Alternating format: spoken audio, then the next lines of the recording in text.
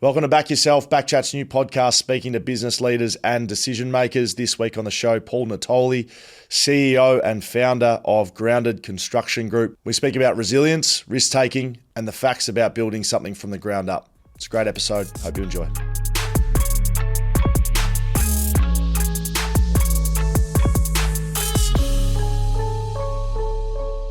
Rightio. Back Yourself by BackChat, our new business podcast. I'm joined today by Paul Natoli of Grounded fame. Mate, thanks for joining us. Yeah, thanks for having me. I was talking to Rach before we jumped on here and she was like, who's Paul? And I was like, that's a good question to ask up first up. Who's Paul Natoli? Great question. I'm still trying to work him out myself. That's a broad one, I know. Yeah. But all right, tell us a bit about yourself, upbringing, you Perth boy. What? Yeah, man. Perth boy. Originally from Sydney. Family moved over when I was quite young. Went to primary school here in Perth, and a little bit of high school. Didn't last too long in high school, and kind of went my own way at the age of 15. What do you mean? You just dropped out? Yeah, just dropped out. Yeah, school wasn't for me, mate. It was. Yeah, an interesting time. I think, I don't know how it happened, but I'd racked up a $3,000 phone bill using my old man's mobile phone. And you have a girlfriend in Italy or something? Something like that. Overseas. I don't know what it sounds like an overseas. I don't know what I was doing, texting or downloading. I don't know what I was doing. Point being, my old man belted me for it and said, no, you got to pay this. How are you going to pay it? I'm like, went to my teacher at the time and said, hey, I've just racked up a $3,000 phone bill. How am I going to pay this? Do you know what school going to actually teach me? Do you know, and he really couldn't answer. And I said, well, that's me out. Right. I'm going to go pay this bill. Right. And what did you do? Just went to work. Yeah, just started brick paving, got into a bit of like shop fit outs and whatnot. So, the old man had a bit of property back then, so did a bit of fit outs for him. And when I was about 27, 28, established Grounded. Yeah, so kind of kicked Grounded off, and here we are today. Well, I want to get into that story a little bit, but I am always interested in how things started. And I was talking to you before we turned this on, and we've spoken to founders, we've spoken to CEOs, spoken to startups, Yeah. I like the correlation between your upbringing and like kind of the journey you just like a little one you just spoke about dropping out of high school. Yeah. And there's actually been quite a few sitting in that chair that have said similar things, like school wasn't really for them. Yeah, you're either kind of wired that way or you're not, right? So for me, it's a bit cliche, but you can't be told what to do, right? So how am I going to sit in a classroom and, Right. don't know who's listening, but, we weren't always doing the right things in those classrooms, yeah? Yeah. I really struggled. School just wasn't for me, mate. Really struggled with it. So kind of saw like the old man was obviously a founder and a businessman himself. So, thought there's other ways in life to make money. You don't have to really be too academic, read and write, yeah? Did you get that from Dad? Has Dad got the same attribute of can't tell him what to do? Yeah, pretty much. And do you still hold that trait, or Yeah, has it developed a bit, or is it's developed? No, it has developed, right? But it's still deep down there. Deep down, right? It has. I think it makes you who you are. Yeah. Do you know what I mean? So, especially as a founder and now CEO and leading people and the industry you're in mining and now fit outs and doing all the other stuff you've got with the other companies you've started up. Do you think that's a positive thing that you don't like being told what to do? Well, yes and no. Yes and no. So there's only a couple of people that can tell me what to do. One is my wife. Yes, correct. And the other one is my clients. So I will let them dictate which way we need to go from time to time. So even though we're there to hold their hands and guide them through the process, they're probably the only one else that could. Yeah. So how did you learn that? If it's that, like, it sounds deeply ingrained. If you're going to drop out of school because you can't be told what to do, yeah. How did you learn that? Well, you might actually need to listen to someone. Leave your wife out of it, but listen to someone your else. Clients. They pay the bills. Fair. So if you want the money, you got to do. Can't be just a lone wolf running around. No, you can't, mate. Yeah, even though I am self-made in that sense. You know, you've created your own destiny, your own future. At the end of the day, I will listen to, you know, who is the client and what do they want. Yes. You know, and try and give them exactly what they want, and in return, I get what I want. MONEY. Okay, good. So if we think about what your stable of stuff is now, so there's grounded, there's flow.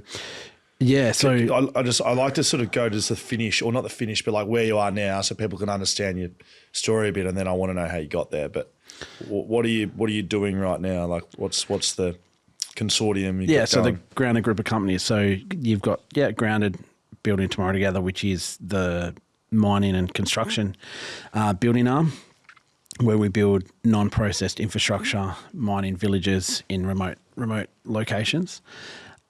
Flows, I've always kind of had a passion for fit outs and commercial buildings. So again, way back when, initially doing fit outs for the old man and whatnot, where we went in there and did his studios.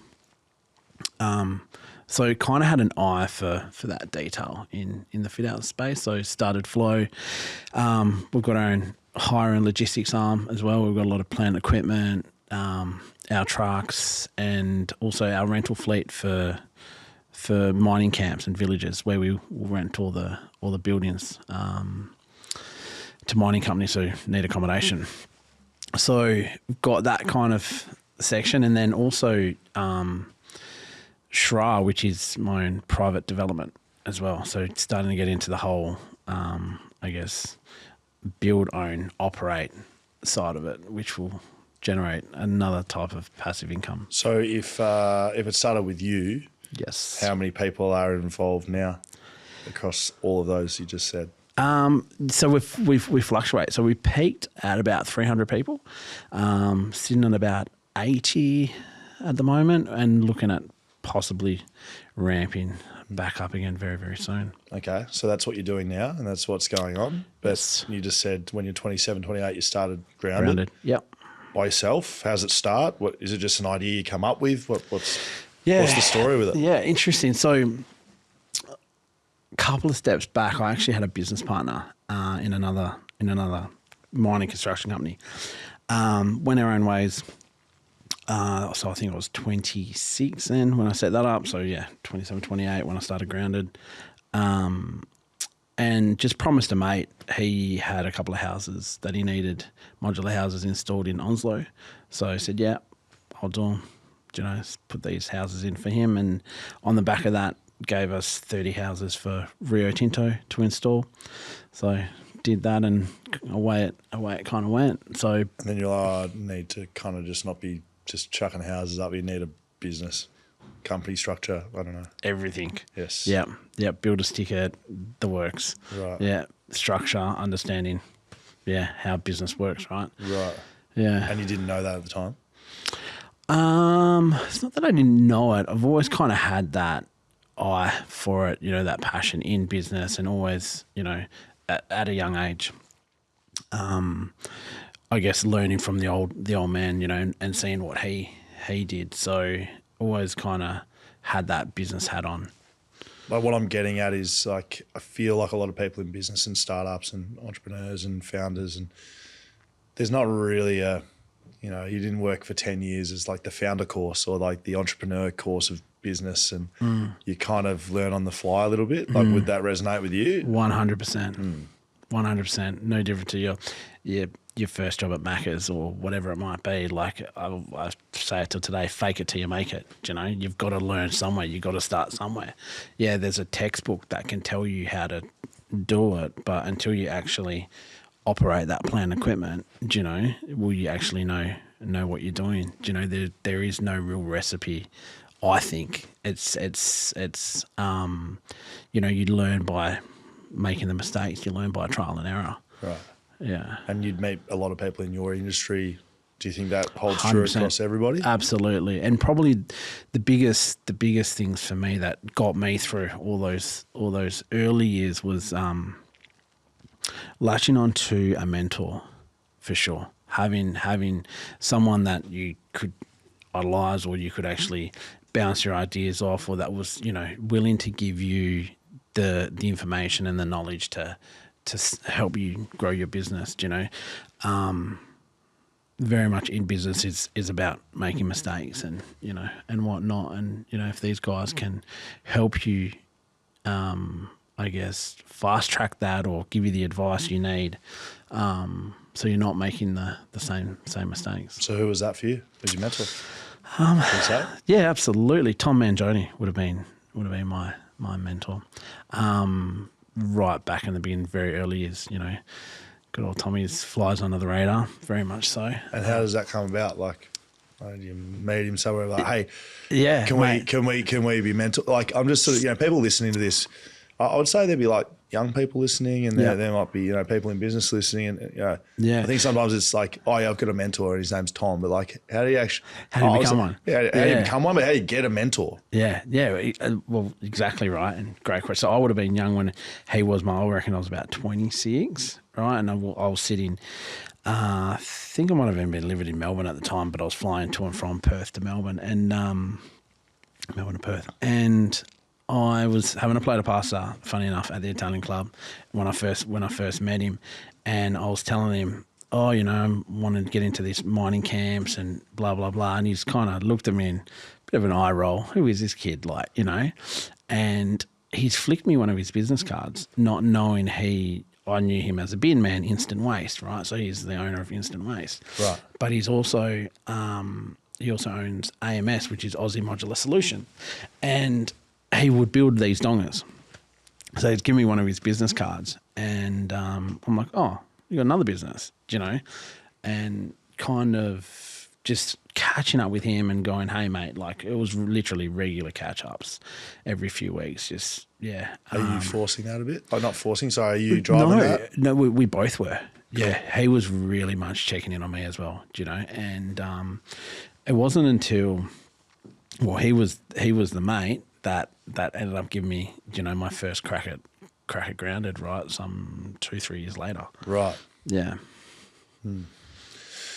Yeah, it's just interesting hearing how things start, right? Because you look at where you are now, and you know, if 300 or 100 people or whatever it is, and you got 3 businesses, and you start another one. It's like, well, like where does it actually get born? Do you think it gets born, in the classroom at 15 when you're like, I've had enough of this bullshit, I'm going to do that, or is it, you know, meeting Tom, or is it sitting having a beer and you're like, oh, that's a good idea? Like, and the podcast, it's backing yourself, right?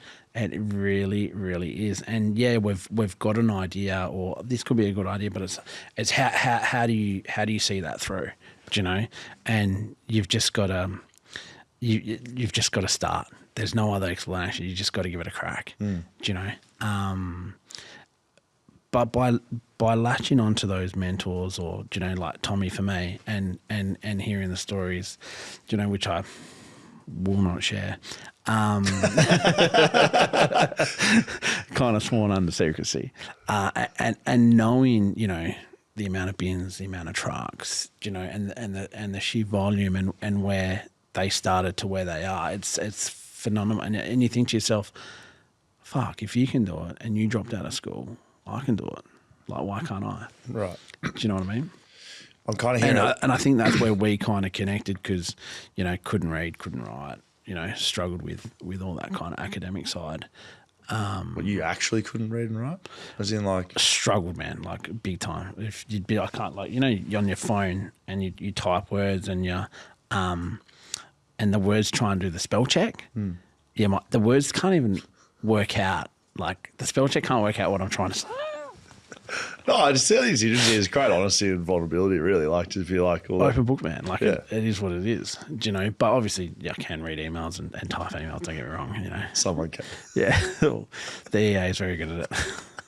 So I'm actually just hearing a bit of stuff through, like, so you talk about back yourself, and just to sort of through a few stories listening to you. Like, would you say that you're a bit of a nothing's too big, but like you look at things, and you're like, oh, I can do that, right? Or are you more calculated? No, there is no calculation. Like, there is when people go, you know, I made a calculated investment, you know, decision. Yeah, have you really though? Do you know, like, how did you work out that punt? Do you know, when you back a business and you put $500,000 in a business or whatever that might be? Do you know? And I do it I do it all the time, like with in the share market or in my own business. Do you know, I'm constantly backing myself and putting reinvest in. Do you know? Yeah. Give me a story or two about challenges early, if you can think back to as a 28-year-old, you're starting a business and you're trying to, you know. Be careful who you get in bed with. Right. 100%. Partnerships aren't for everybody. Yeah. So when I first had my first business and business partner, do you know, while you think it's a good idea and you think, I need you, do you know, or you need me, or vice versa, maybe you don't. And again, it's back in yourself. Do I really need that partner, or is it for comfort? Right. Do you know? Yeah, because I worked out very quickly I can do it all myself. Do you know? Well, not you can't do everything yourself, but yeah, definitely running the business point of view. Yeah. So, is there challenges around like? But the early on challenges. Yeah. Like growing, like going from a one-man band to like, oh shit, like we need to scale up. Yeah. Yeah, a few things, right? Make sure you get paid, and make sure your clients pay you, right? Because you can't pay your people. Do you know? So that's always been a big one. So again, depending who, like early stages in my business, I would always don't want to say take on any client initially, right? Because you're growing, you're starting out, you're hungry, you need the work, you think you can do it. Yes. Until you realise they don't pay, or that they're having a lend on you. Do you know what I mean? Yeah. You then learn very quickly, right? Who do I want to do the work for? Who are those clients? Do you know? Will they actually pay? Do they have the bank balance to back it up? And as you grow and your jobs are getting bigger, you have to be a lot more picky. So I've had in my time, clients not paying, and then the outcome of that is, you can almost fold. And I nearly did fold. I had one business not pay us $2 million right in the early days. Right. Yeah, which was rattled us, you know, as a business, and basically had to start again from zero. Got through it, ended up getting the money, but it was. So what about personal pressure when something like that happens? Like if you talk about you, I know you probably try to deflect a little bit here, but I'm trying to just get inside Paul Natoli a bit. But like, what's that like when you owe $2 million? You know the company's done if you don't get it. Yeah, can you think back to? Yeah, it's very interesting because I was quite young as well. I think I might have been early 30s, right? And I think I had Mrs. had a kid on the way. And I'm like, oh, this is an interesting time, do you know, because I've just been done, $2 million, new family, do you know, and you've got to get the money. So the pressure is there. The pressure is real. But I guess my biggest takeaway of it was it's out of my control. It's out of my control, and I've got to focus on the next job, right? So I'm going to palm this over to the peoples, being the lawyers, and let them sort it out, right? And let them work it out, because if I'm going to sit there and dwell on this guy owes me $2 million, how am I going to get the money? Do you know? Then all my energy and all my focus is on that, as opposed to that's a fucking issue, right? But I can't worry about that right now. I need to worry about how I'm going to get the next income in. And it was interesting. On the back of that, I completely did that. I went down to nearly no staff. There was pretty much me in there again by myself. Tendered on a project for our Luca Resources, and ended up picking up a $15 million job within 3 to 6 months, and I was back on the horse again. So is that luck, fate, hard work? How do you look at stuff like that? You know, absolutely. You need luck on your side. Right. You need luck on your side. You need to have confidence. You need to have to be able to prove in yourself. And it's not like I couldn't do the work. I didn't have a team to do the work. We could. I just had a bad payer initially, right? So, and it was, and it's always been quite tough being younger and being in this field, and, you know, having these clients thinking you've got the capability or you don't have the capability. Do you know? So you have to definitely prove yourself in other ways. So why is that tough? Like the lack of experience? Or lack of experience. age was probably a big thing as well, because you are quite young and you are, I guess, tendering and bidding these big projects. So the attitude is what, like, what's this bloke know? Yeah, what does he know? How's he going to do it?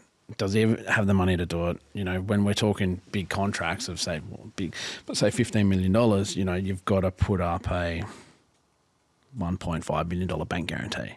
How are you going to do that? And these are all the challenges. And how do you do that when someone owes you $2 million and you're pretty much fucked? So you've got to navigate your way. And that's what gets me out of bed in the morning. It's like I love those challenges. Like, okay, fuck. How am I going to do this? Right. I was going to ask you about motivation. Like, no longer running a small business anymore, but you were. Like, why? Why the big business? Yeah. Why? No. Why? Why aren't you just a? Why aren't you just, I don't know, whatever? Why aren't you just a chippy or like, not just a chippy, but why aren't you just working for someone, getting paid your money and then going home and doing anything? I've thought about it 100 times. I don't think I could ever work for anybody. Again, I couldn't be told what to do. Right. So I would struggle with that, right? I don't know. It's like, And you sound like you're a problem solver. Yeah, you're always problematic, challenging like that. Again, you try and find ways, to get through that. So love doing that. But I mean, it's that constant breaking through the ceilings, those glass ceilings. Fuck, my first year of business was $1 million. Never thought I'd be able to do $1 million in my life. Next year was 2. The year after was 4. Then it was 8, and it just kept growing. The contracts just got bigger and bigger and bigger. So it's a bit of the chase for you, like a little? The chase, the hunt, I guess, proving to yourself and others when people said, what are you doing? Who are you? There's no way you can do this. It's like, really? Do you remember people saying that? Yeah, 100%. Yeah. And that was there's a couple of that. And that was a big driver for me. So it was the ones that said, you can't do it. It's like, oh, you're probably right, but I'll give it a crack. Right. Yeah. That's it. I was similar from a sporting element. I'm similar in what we're doing here in business. Yeah. Some of my motivations around proving people wrong to a point. Like it started with footy for me. Coaches, selectors, not so much teammates. I always felt like I had their sort of respect, but people above me, similar to you, telling me what to do. Yeah. Can't do this. Yeah. Why? Yeah. Well, let's find a way. It's there's always, and you do come up to those challenges. You as well. You're growing. Your business is starting to grow, and they're the pinch points of the pain. But you get through that. Yeah. What about mistakes? Plenty. Still today. Still today. Yeah. Can you think of any big ones that you can kind of share a story on, like, oh, we did this, and I look back at that and be like, oh, that really changed the way we do business now, or it really changed the way I look at things now, or maybe it's staff related, maybe it's client related, maybe it's your business structure related. Like, did you really stuff something up and just thought, one, that was a big mistake, but two, like, oh, geez, I learned a lot off that. You on? Oh, no, I'm trying to rack them. Like the big, do I? Okay. Can you give me some insights? Yeah, okay. He's like, well, yesterday I asked for a bloody skinny cap and you got me a bloody flat white, you idiot. Yeah. Constantly like making mistakes and little mistakes along the way. What do you just move on? You move on. Sometimes when you can't, there's nothing that's like just jumping up as like, oh, we really stuffed this up. Like tells me that you just a goldfish a little bit in terms of that realm. But it's that whole trial and error. Like you don't have all the answers, right? So, and you don't know what you don't know, and that's the biggest thing, right? And especially in business, like fuck, I'll try that. Oh shit, that didn't work. It cost me $50,000. Oh, at least we gave it a crack. We know not to do it again. It's when you make the same mistake twice, then you're not really learning. Now we're talking. So it's okay to make a mistake, right? Once. Just don't do it again. That's probably one of my big things. Nice. Hey, so you like this? Yeah, like that. That's good. Right, so don't make the same mistake twice. Nah. What happens if you do? You would have, definitely. Yeah, well, You would have. Yeah, so, we no, do. I'm serious. Like, so what happens when you do it again? What the fuck? How have you not learned? You knew this the first time. And I think one of my biggest lessons was back in my early years, and I would have been 19, 20. And I had a mate who was a plasterer, and I was fixing up one of my old man's buildings. And he goes, oh, no, like I said, I've got to change the roof. There's plenty of roof leaks, no different to the mould in this ceiling. Shout out where we are right now. Moving soon. Yeah. And he goes, oh, I can do that for you. And I looked at him and go, oh, yeah, can you? Yeah, he goes, yeah, me and you will just do it. I'm like, I don't know what I'm doing, but okay, you know. And I've gone and I bought all this material and I bought all this gear and, you know, I've had a plasterer jump up on the roof and replace the whole roof, and the roof was fucked. I think it was worse. It was worse than what it was. Thanks, boys. Yeah, thanks, boys. Do you know? So the big lesson there is, mate, you pay for what you get. Do you know what I mean? So if you're going to try and cut corners or you're going to get a plasterer to do a roof chippy's roll, well, what the fuck? Do you know? Yeah. That's good. Yeah. So early lessons, right? So, Yes. Yeah. So then what about sort of on the other side, you're talking about lessons and mistakes. Like what about success? What do you put down success to? And I'm not saying like you're going to stand up here and be like, yeah, I've made it. I probably know you well enough to know you're not going to say that. But like, what about things that, you know, go really well and you get a big win or you know, whatever that is to you? Like, what's the maybe dictators of it? I think I'm still trying to work it out. Right. Honestly, like, what does success mean to me? Do you know? I'm here today having a chat with you. You know, that's success. Never thought I would. Please. No, but let's be real, right? Like, you know, yeah, yeah, still here, still doing my thing. I think that's, you know, happy wife, kids, married, roof over my head. Could be worse. Well, it's an interesting perspective, I think, because like if someone who doesn't know you or someone who doesn't know anyone who, you know, you look at it, you think like, I look at you and think you're running a successful business and you got staff and you got multiple businesses. It's like sometimes if you don't ever hear the words, you're like, oh, you must think that success is there. Yeah, yeah. But to hear it, it's like, oh, it's like family, kids, Yeah. happiness, whatever that is. Yeah, yeah. Do you know what I mean? Yeah. Like money, yeah, but money only helps, right? Like it's not the be all and end all of everything. You can have all the money in the world, do you know? What about mentorship? Interesting. Have I forgotten already? Tom? Yes. Tommy, yeah, Tom and Jody. So, okay, you experienced that and you know, had a mentor. What about now you been in business for, what, 20 years now? I don't know. Yeah, 12 years Okay. with Grounded. Okay, Yep. but I just thought like, you know, you left school at 15. Yes, didn't start business straight away. Sure. Yeah. But however long you've been in business and working, are you returning the favour like Tom did to you? Absolutely. 100%. As in mentoring people? Yeah, definitely. Why? Definitely. You got to give back. What am I going to do? And I always say, who like, if when you die, you're just going to take it to the grave. Like this knowledge and, you know, this information, you just want to pass it on. Are they going to be a competitor? Oh, good luck. If you think you can do it better than me, go for it, mate. Like, I don't know how fucking hard it is. All the best. All the best. Good luck. You know, but you've got to give back 100% and share. You know, I'm all for it. Like, I love seeing people do well. I love, you know, hearing success stories on you know, I've had plenty of employees that have worked with me over the years and they turn around and go, hey, you know, I want to start my own business. And I'm like, okay, cool, sit down, let's have a chat. Do you know, like, all for it. I don't want you to leave. I ideally would love the person to stay, but, you know, yeah, I think it's about, you know, backing them in and just giving them a few little tips and going, you know, why? What, you know, 100% go for it, you know. But here's a few little tips along the way. And one of the first tips is make sure you get paid. Right. Make sure you get paid. What else? What else is on the Paul Natoli dossier that they get? Get paid again. Yeah, if you're not getting paid. Do you know, and I say that loosely. Like I do say that because, you know, there's some great payers out there, do you know, great clients who do. But then on the other side, you know, and you hear of much smaller businesses that struggle with it. Do you know, they they don't pay their bills. I got a little story actually that only came to me last night. We had a tree lopper come around our place and trim a few trees.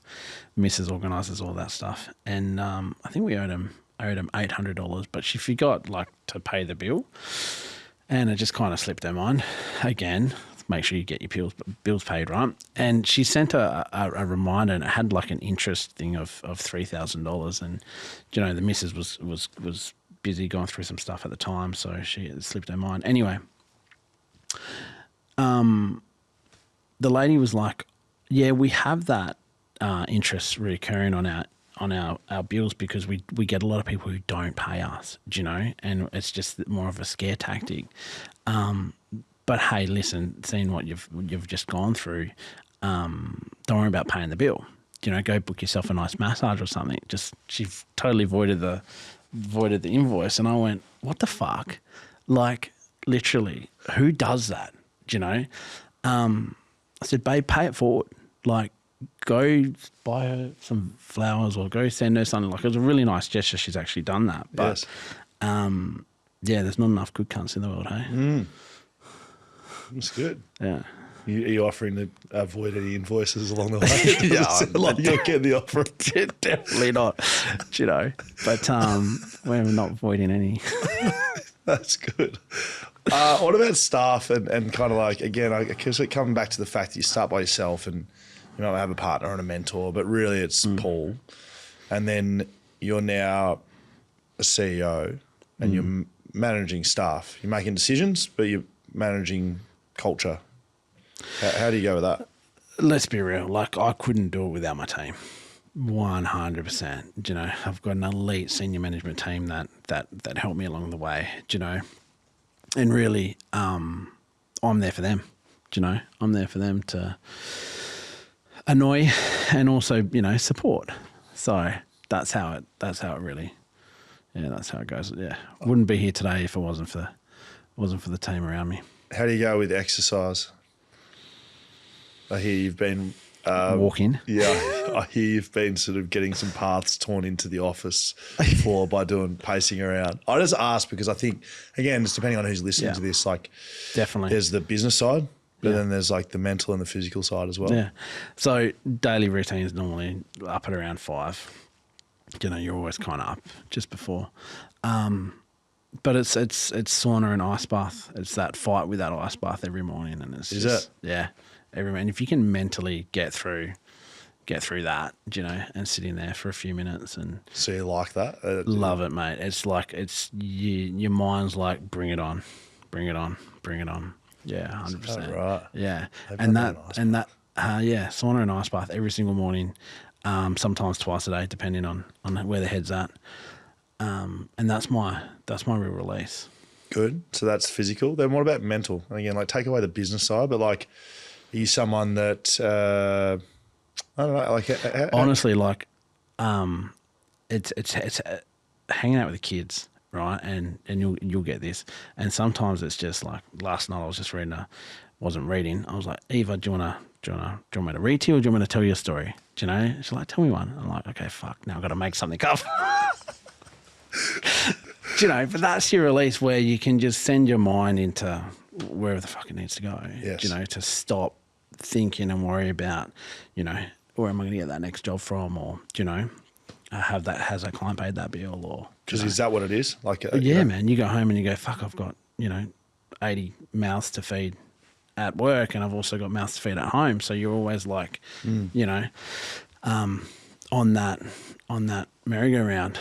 Right. So you got any like rules like phones in the box? I made my kids make me a box and put my phone in there. Yeah. I don't got anything like again like this. I think this stuff's actually like you need good to. Practical. You got something like that? Where you're I don't, and the misso will pull me up on it all the time, eh? Yeah, like she'll like, get off your phone, and you know what? The kids pull me up as well. It's good because they want your attention, and you got time to give everyone attention throughout the day. You got to give back to the fam. I like bouncing around with this chat, mate. It's been good.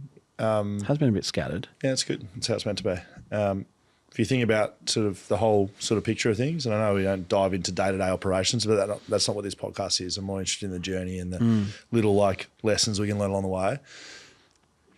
If you could sit here like today and knowing what you know today and where you are now, but speak to, let's say 15-year-old Paul when he's like dropping out of school, what advice would you give him? fuck. You got to put your head on now, though. Like, you got to know what you know now. Stay in school. Really? Oh, fuck, I don't know. You're Don't speaking to ask yourself, not to other kids. You're speaking to you. No, fuck, drop out, man. Like, follow the journey, follow the passion. Like, there's a lot of shit kids out there as well, right? In the sense of they've good kids, but they've lost their way, you know, and they need a bit of direction, a bit of guidance. And I'm all for backing that in, you know, and giving back and trying to help there, because yeah, I was one. You know, I wasn't an angel, I wasn't a saint by any means. So you would say, go for it. Go for it. Yeah, 100%. As long as, yeah, if you know school's not for you, you know, yeah, my big thing is go follow that dream, whatever it is. Yeah. Go and do the thing. Go do the thing. Go back yourself. Back yourself then, do you know? What are you going to, it's hard to say, but, you know, I'm sure, you know, if I'm talking to my kids right now, you know, it would be, yeah, stay in school for as long as you can and get the tools you need, you know, there to be able to use in later life, right? It's good advice. Last one. What about the future? So we're here and we've heard about the journey, but Where are we going? where are you going? Mate, it's a real interesting one. For me, it's always been about, you got to know when to get in, but you also got to know when to get out. And closing that loop. And what does that look like? Do you know, a smart man or a smart person knows when to get in, but a smarter person knows when to get out. Mm-hmm. You're being cryptic. That's good. I like it. Do you know what I mean? That's good. But that's what it's about. So, do you know, it's you've built that business and it's closing that loop. Do you know, it's, you know, can I sell it? What's it worth? Do you know? Have you always, when you've started, like you said, I think you named 4 off the top, right? Of stuff you've started. Like when you're starting, do you know? Love a startup. Yes, but do you know then you're like, oh, this is what I'm trying to do? Or you just start? No, it's for me, it's like, where can I get it to? Yeah. Yeah, do you know what I mean? Just going to grow it to something. Yeah, to something. Like, yeah. You're not starting with like, this is the plan, I'm going to be out in 12 months and it's going to be this level of revenue and we're going to do that. You're just going to go, love I'm a start, plan. What is the plan? Stay on, you know, you want to kind of, you know, stay on that plan, but the course has changed, you know. It's really watching something go from nothing to building it to something really successful. You love that? Yeah, love that chase. Love watching that growth. Mate, been brilliant chatting. Likewise. That's us. That's the closed loop on that one. Thanks, mate. Thanks for having me. Thank you. And good luck for the future, both in family and business. You too, mate. And that's been Back Yourself. Love it.